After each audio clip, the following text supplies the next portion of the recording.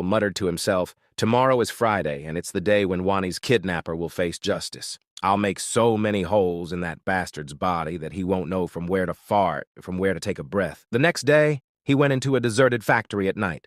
As Ryu walked, he explained that there are many ways to obtain a skill rune. Until now, people believed that skill runes could only be found inside dungeons after fulfilling special conditions, such as killing the Divine Punisher. In extremely rare cases, one could get a skill rune by killing normal mobs under certain conditions, like killing 100 virgin goblins while still being a virgin on a full moon night. However, this wasn't the only way. Skill runes could also be obtained in the real world. Ryu reached a deserted factory as he continued to explain. He secretly entered the factory and clarified that the time had finally come for him to confront the person who had kidnapped Wani in his previous life. Ryu went inside the factory and sat beside some box, waiting patiently. He explained that a person named Jung would come there, a morally corrupt man who had killed Wani 9 times. Ryu couldn't do anything but cry in pain in those past lives. Now, Ryu intended to torture him in such a way that he would beg to be killed. Ryu was determined that anyone in the world who even thought of harming Wani would face his wrath, even if they were a god.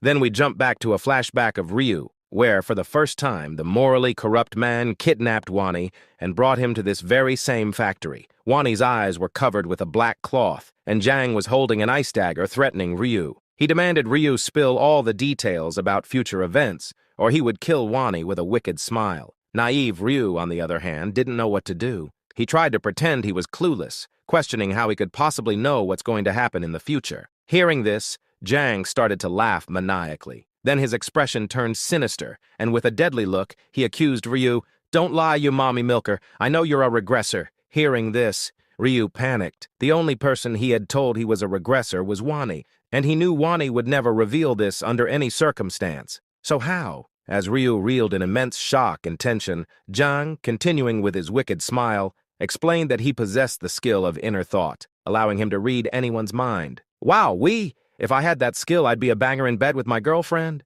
Now back to the story. Ryu was tortured by the sight of Wani being kidnapped and killed 11 times in his first 11 lives, even though he never told Wani that he was a regressor. One way or another, Jang always ended up discovering that Ryu was a regressor. In the end, Wani always ended up kidnapped and killed, even after Ryu divulged all the details about the future. This was because Jang was a morally corrupt, violent criminal who knew nothing but violence. Now back to the present. Ryu was wearing a white, creepy mask, while explaining that this was the only reason he was killing the king of shit each and every time, before he ended up kidnapping Wani in each of his regressions, and this was his 100th time. This time, Ryu's mission was not only to kill Jang by torturing him, but also to acquire the skill of inner thought. Just then, Jang entered the factory, carrying a woman tied with ropes over his shoulders from the back. He forcefully threw the woman onto a mattress he had prepared in advance for all his victims, those he brought here to satisfy his naughty need. With a creepy voice, while removing the tape from the woman's mouth,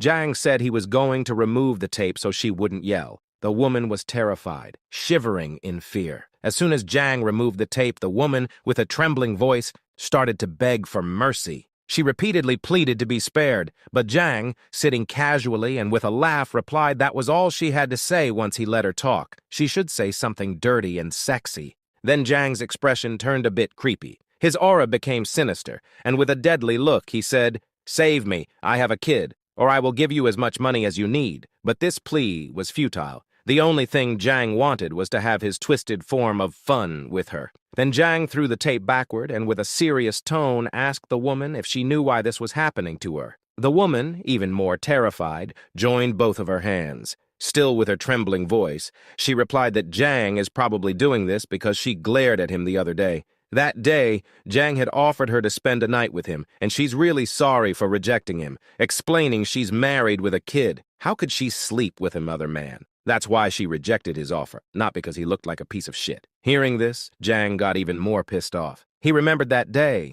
and how he felt so damn shitty when she rejected him. Then we go back 2 days to when all this started. Jang was just walking on the street searching for a girl to have fun with. Yeah, Jang is a big pervert. Just then, he noticed a pretty girl walking beside him. After checking her out, Jang commented on her nice body. He followed her as she walked into a dark, less crowded alley. Jang activated his skill, and his whole body started to glow, startling the girl. In panic, she dropped her phone. The light was so intense that her vision went dark, and she became blind for a moment, panicked and trying to comprehend what was happening, but Jiang, taking advantage of